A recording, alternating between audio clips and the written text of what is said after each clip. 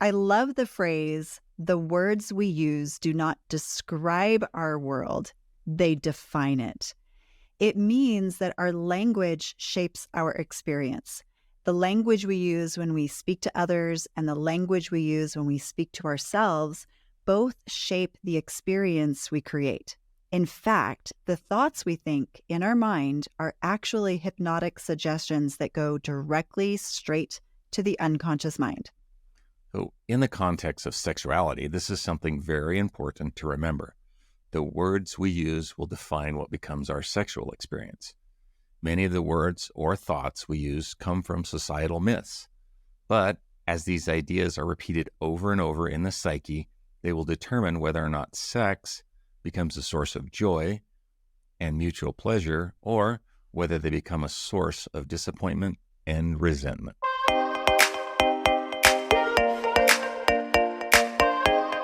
Today, we're going to talk about entrapping ideas that might be messing with your sex life. We're going to do this in the form of myths. We're going to be debunking 11 myths, and we're going to shed some light why these myths may be harming your most intimate relationships. So while today's episode isn't rated explicit, it might not be appropriate for the younger audiences. So just use your discretion when you're listening to this show in the car with your kids present. I'm certainly going to have fun with it, doing my best to embarrass Robert and make him blush a little bit. That's going to happen. Yeah. All right, let's get rolling. Myth number 1. Men are always the higher desire partner and women are the lower desire partner. Ooh. Let's kick this one off with that common stereotype. True or false? That is false. Okay. False. The truth is that every relationship has a higher desire partner and a lower desire partner. And not only is that okay, it's absolutely normal. Every relationship has this higher desire person and a lower desire person, and it is not gender specific. The reason why there is always a lower desire person and a higher desire person is because it's just in preferences in the relationship with one another. If you want sex daily and your partner wants sex weekly, you are the higher desire partner. But you could be in a relationship with someone who wants sex twice daily, and now you wanting it only weekly makes you the lower desire partner. It doesn't mean anything. Until we start making it mean something, then it really becomes the problem. Yeah, that's when it becomes the problem, right? That's when it starts going into the you owe me sex, or this just feels like obligation or duty sex. Yeah, and those aren't good. Neither of those things are going to make for good sex. The lower desire partner is often kind of made to feel like something must be wrong with them. They must be broken or dysfunctional in some way. And the higher desire partner, they often feel rejected or controlled and manipulated by their lower desire partner. So the truth is that every single relationship has this dynamic where there is a higher desire partner and a lower desire partner, and that's just normal. Yeah. Okay. Myth number 2. Relationships can thrive without sex. True or false? Ooh, mostly false, I'm going to say. Yeah, mostly false. The caveat is that if two people really don't want anything to do with sexuality, or they can't because maybe there's a health or a physical reason, and as long as both partners are in agreement 100% of the time, they can have a satisfying and, I don't know, even thriving sexless intimate relationship. Yes. But in most other cases, in other romantic relationships where both people aren't agreeing in such a way, sex is really just part of how relationships are put together. Yeah. In relationships, people want to know that they're desired. I want to feel desired. They want to know they're wanted. They want to know they're chosen. And so part of a thriving relationship is that you want to be close to this person and you want to share yourself with this person.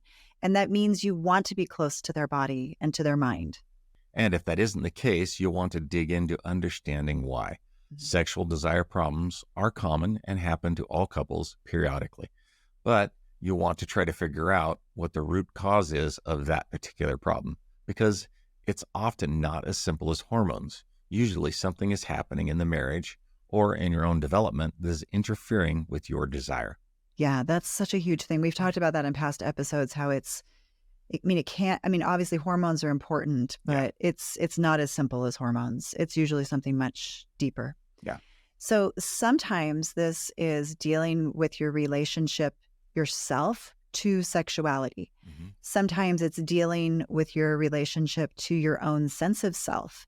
Sometimes it's a problem in dealing with your relationship to your partner. So maybe there's been emotional disconnection, maybe there's been a lack of friendship or resentments that have piled up, or maybe conflict has just been managed really poorly in your relationship. So if you're dealing with sexual desire challenges, first of all, it's normal. And it's difficult too at the same time, but you have to look at what this problem is really exposing.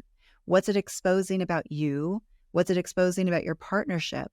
Because the sexual problems is usually just the symptom of something else. And it takes a good deal of self-confrontation to look at what is truth here. What is truth so that the sexual relationship can get better? Yeah, and I don't want to go past that too far. Like, really, if there's a desire problem, all the hormones in the world aren't necessarily going to fix that. If it's something else. Oftentimes, it's how close you are in your relationship, and maybe what wedges you've let kind of develop between the two of you. Absolutely. All right, myth number 3: men need sex. Mm-hmm. I'm going true. Well, you'll say true, but I'm going with false. Okay. Well, so what is the actual answer? The actual answer is false. Okay. Men don't need sex any more than women need sex. Sex isn't actually a need at all. We need oxygen, we need food, and we need water to survive, but we don't need sex to survive. We may want sex, and there's no question that sex is incredibly important to a valuable It's incredibly important and valuable in a thriving relationship. Sex can help us to experience pleasure and really make us feel connected with one another. Yeah. But that's very different from needing, right? It's very different from needing. And for many women, we're taught that this is the right way of thinking, that it's framed like men need it, so you must provide it, which means it's setting up a system from the beginning where sex is a job or it's an obligation. That doesn't sound good. Right. And when you do that, it puts all of the attention on his needs and his pleasure. And in doing that, it can minimize her needs and cause her to even feel sometimes used. Yeah, that's not the way to go. Certainly some men play this card like, oh, I need sex, and they may use it, this position, to control and put pressure on their spouse into having more sex. But this actually works against us in the long run, because framing it this way sort of creates resentment.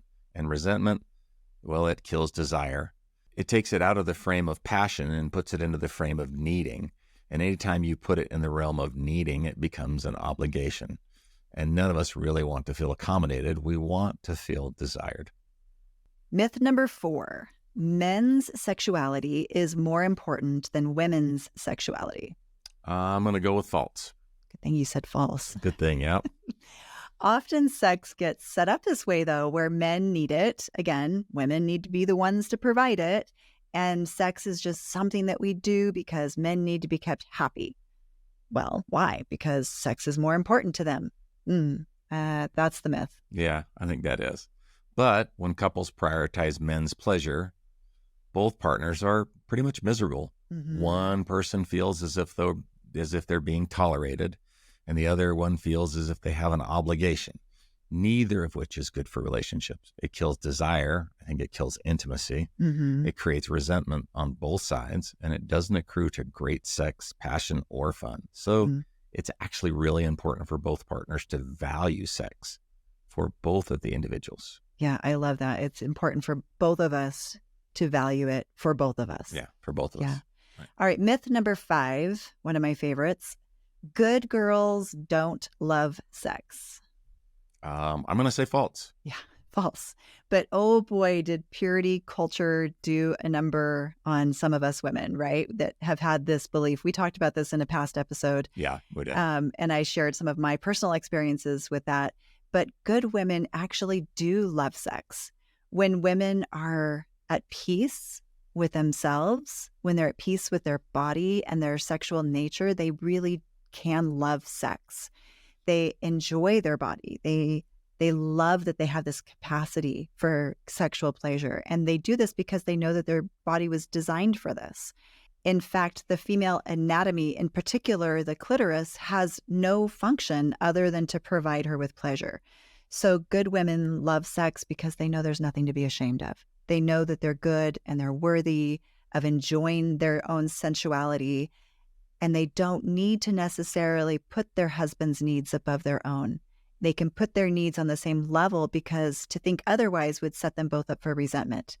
Remember, there's nothing virtuous about denying your sexuality. Sometimes we like to pretend that there is, but denying your sexuality is really a sign of something broken inside, and it leads to feelings of resentment. It leads to feeling never enough. So it's really important for us as women to come to terms with our own sexuality and to recognize it as good and beautiful and God-given that we have this capacity to experience pleasure. Yeah, I think that's important to, as I think about that, just to, to see it as something that's beautiful. I mean, if really that's what the sex organs are designed for, then why is that a wrong thing? Well, that reframe, years ago tremendously helped me to love my own body when up to that point I didn't. Yeah. So I think it's really important to reframe it in that way. Yeah. So it's really vital that women come to peace with their own sexuality. When you do, it makes you a stronger person and more capable of receiving goodness and love into your life. Integrating your sexuality not only makes your marriage stronger, it makes you stronger. All right. What's the next myth? All right. Myth number 6. If you give your man enough sex, he won't stray. He won't look at porn. He won't cheat. What do you think? Definitely not buying that. I think that's false. Yep, you're right. That's false. Okay. Some women believe that they have to provide sex in order to gain control over their spouse. This does terrible things to the relationship. First, it sets up an expectation that men are inherently not trustworthy, and it presupposes that men cannot control their own sexuality. Yeah. And if a woman thinks that, right, if I think that about my husband, that he can't control his sexuality and he can't be trusted, then that also probably means I'm not going to be able to open up to him in other ways, to trust him in other things, in other contexts, because he is this inherently untrustworthy person. Yeah, and this is where the intimacy and vulnerability are just so intertwined. Like, we have to trust. If I don't trust you, then I can't be vulnerable with you. Right. Right. I can't open up and share all of the things about me. And so if I can't be vulnerable, then I can't be as intimate. And then without intimacy, there's a lack of connection. Right. And if I believe that I have to use sex to control you, then that means I can't trust you. So it inherently erodes trust. Yeah, and without a doubt. So it's this nice little cycle, right? Mm-hmm. I think it also can breed contempt because she probably looks down on him for being this weak person who can't control his sexuality. Exactly. And this would also set up sex more like a transaction where nobody wants that. If I give you this, then you do that. And that, again, makes this needs-based system where I need to give him sex in order for him to give me trust and commitment. And so within that framework, women are not really choosing. They're not really desiring their partner.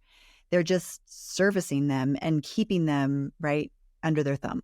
And this is always going to create resentment on both sides because, again, resentment is poison to desire-based sexuality. Yeah. And we're coming to sort of one of my favorite ones, right?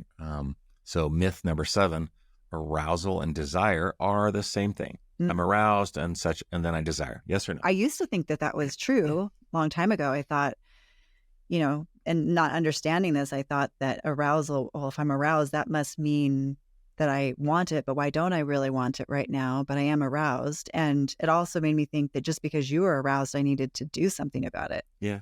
And that sort of created a frustrating situation for both of us. So this myth is false. Right. You're right. Arousal is something that you don't really have control over.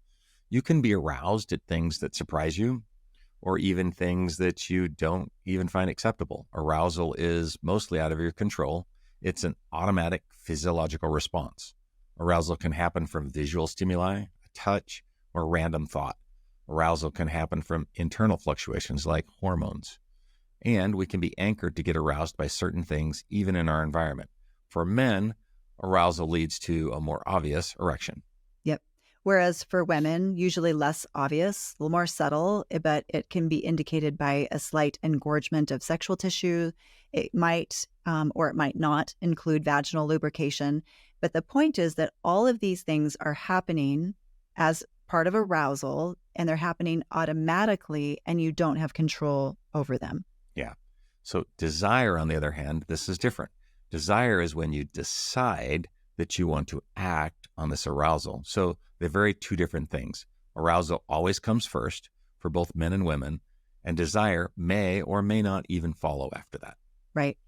And most people, what's interesting, I think, is that most people actually believe that men get aroused more easily because it's more obvious. It's usually more obvious for men. But that's actually false as well. Women actually get aroused more easily than men do because they're more sensitive to the things in their environment. Because so stop right there. Yeah. Like, isn't that awesome? Like, if you think about that from a guy's perspective, it's like, wait a second, women get aroused more easily than men? Yeah. Like all this time, we always thought because arousal is obvious for us, we always just sort of felt that created us into this higher desire partner role. When realistically, especially if the woman is spending time understanding her own sexuality and living in it, she wants it too. She wants it too. Right. Yeah. Right. How surprising is that? So one of the reasons why we can become aroused more easily is because, generally speaking, as women, we're a little more feeling based. We're a little bit more sensitive to our feelings. And so this can lead to us becoming more easily aroused by things in our environment, in our thoughts, the things that are around us. So, but again, let's reiterate that arousal is different for her than the feeling of desire. That's where this becomes a very different scenario between men and women. So for women, it doesn't lead necessarily to desire. So here's the trick, right? For men, it's a fairly straight line from arousal to desire, right? Women, generally a little bit slower to get arousal to desire, to make that connection, but it doesn't mean women don't have that capacity. In fact, women have an equal or greater capacity. They're just slower to convert this arousal into desire. Exactly. And that's probably actually by design. I think that's actually a really good thing that women are more designed, generally speaking, in this way, because women are the ones that have the biological burden of, what if I get pregnant? What if I pass on diseases? And so we sit and think about it for a minute and whether or not we should actually act on that, that arousal and turn it into desire. Yeah, probably because the consequences, right, are much exactly steeper, right? Yeah. All right. Myth number 8. Men are more sexual than women. I used to think so, but that is false. That's false? Right. Yeah. It is false. Men generally do go from arousal to desire more quickly, as we talked about, and in a more direct line. And they also may orgasm faster. So if you use that context, if you compare men to women based on that standard alone, it would be easy to sort of get trapped into the thinking that women are deficient or less sexual in some way. But this is just not true. Women have incredible sexual capacity, even though women are slower, to get there, slower to maybe feel desire, slower to get fully aroused, slower to orgasm. The other flip side of that is actually some really great things, that women can actually stay aroused much longer than men. Women have also a shorter refractory period, which means where men would typically need a couple of hours before they could ejaculate again, women only need a few seconds or sometimes just a few minutes, which is why women can have multiple orgasms. So even though we're slower, we have this incredible capacity. Yeah. So we shouldn't base our beliefs about women's capacity just on the way that men's bodies work. Right. Both men and women have a tremendous potential for sexuality. Exactly. Now, there's one thing that can throw this all into the weeds. Oh, my goodness. Yeah. Right? This one will. Anxiety can throw this whole system off. Anxiety around sexuality happens to both men and women, even though it's not really socially talked about that much for men. Right.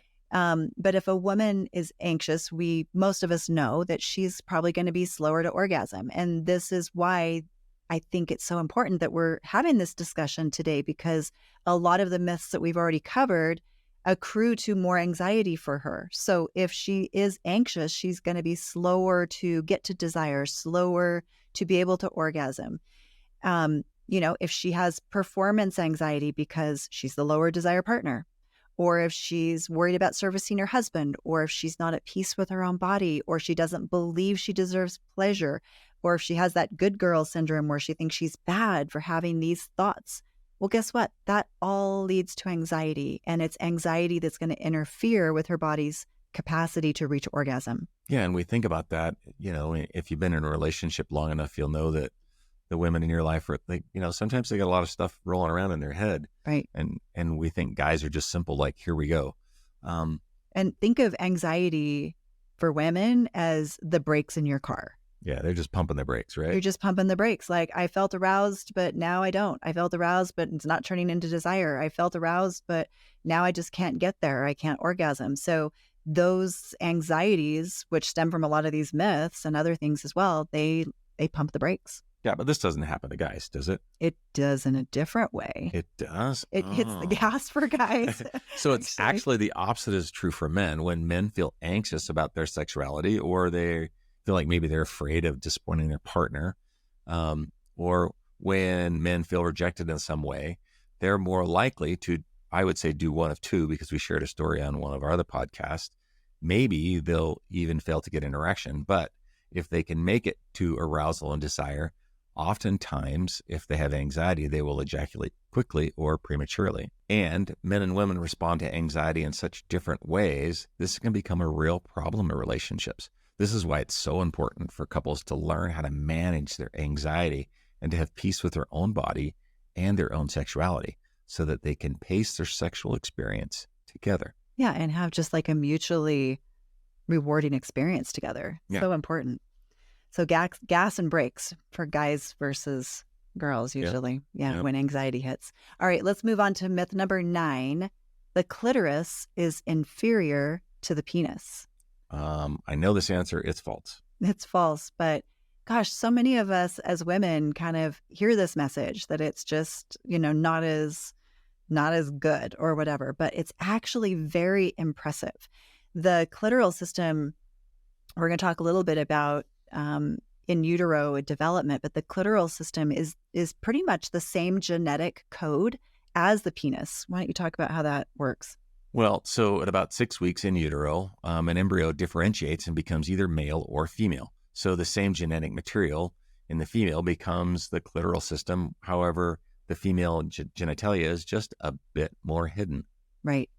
And the clitoris, just so we don't get confused about where it's at, as we often do, right? It kind of gets lost in there between the folds of the labia, but it's right at the point, under the point, where the inner labia meets and forms this little hood that is known as the clitoral hood.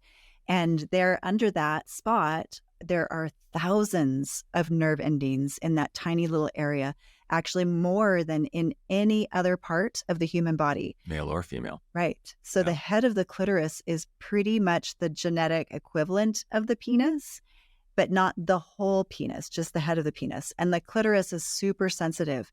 But here's the thing. It's not just that little magic button that's under the hood. It goes far beyond that. The rest of the clitoris extends into the pelvic cavity, and it's shaped like a V.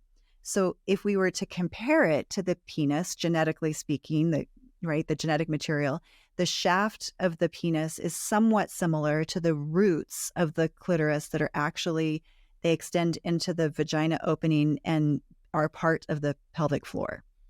Okay, so this mythical G-spot. Yeah, what's that about? Well, so that's part of the clitoral network. And that entire network is part of a woman's capacity for pleasure. So don't be fooled by the idea that the clitoral hood is the equivalent to the penis. The clitoral network is much bigger than what you actually see on the outside. Yeah, and all of it is good, right? All of it is sensitive. All of it feels really good, whether that's through manual stimulation or oral stimulation or stimulation with an erect penis. It's really just incredibly amazing to learn more about. And I will drop actually some of my favorite books that helped me to learn about my body. I'll drop those in the show notes. But I think learning about it is so important because it helps us to love our body so much more and to embrace our sexuality that much more. And just even embrace what the clitoris is really designed to do. And our capacity for pleasure. It's amazing. Okay. Myth number 10. Intercourse is the most important way for men and women to experience pleasure. False. Right. False. Probably because of the last one. We already know that's the truth. Yes. Right? So intercourse can be a great part and a meaningful part, but it's not the greatest way to stimulate and arouse women. For women, the way to arouse her is through her whole body. Maybe it's kissing, touching the back of her neck, or touching these non-erogenous areas.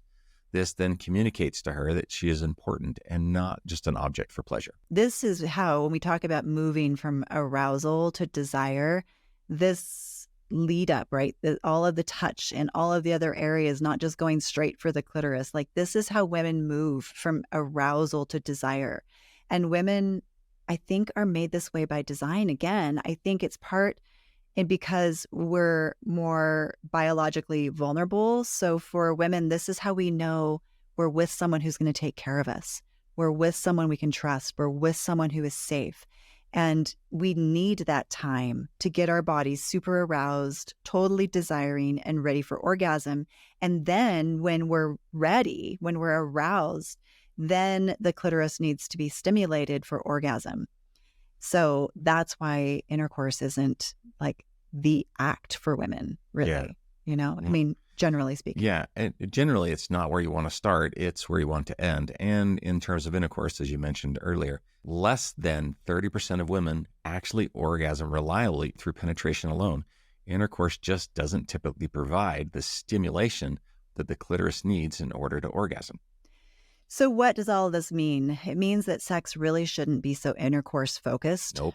Right? So when you're intercourse focused, there tends to be there's a tendency to maybe like, oh, quick, get through the foreplay. Let's kiss for 30 seconds and then hurry off to the main event, which of course, intercourse, right? But a better way to really think about it is to focus on what would be a variety of things, a variety of activities that we could do that are all going to promote getting from arousal to, right, to desire, to being ready. Like, what's going to promote arousal? What's going to promote connection? What's going to promote sensuality? What's going to create pleasure?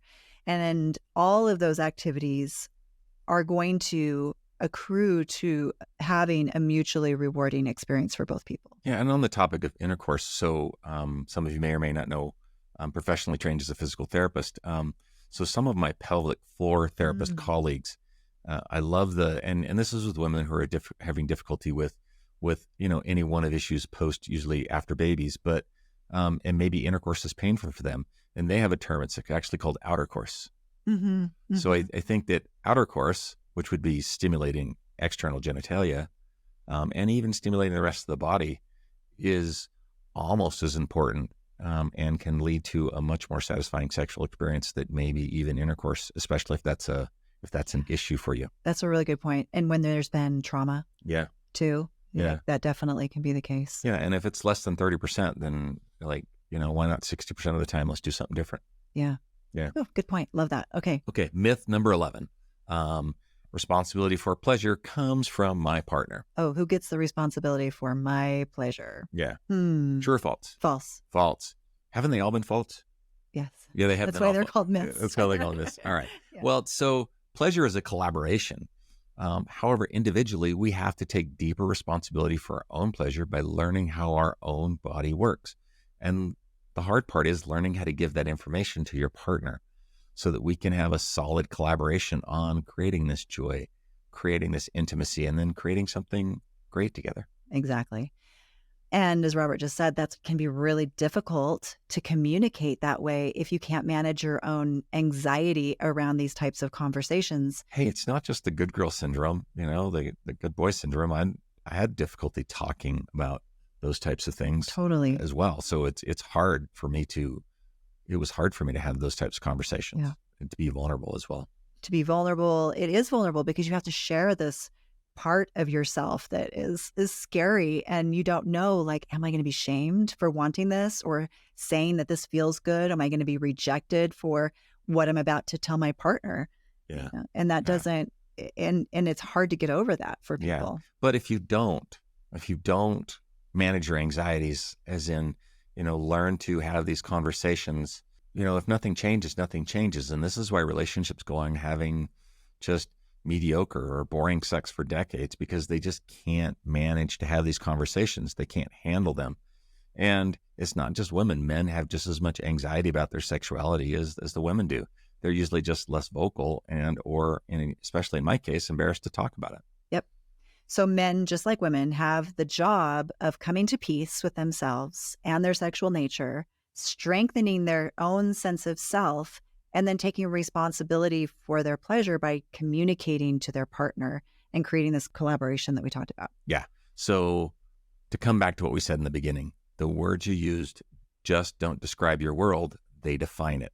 As we wrap up this episode, remember, be kind to each other, put each other first, and remember it's the small and simple things each day that create strong relationships. Until next time.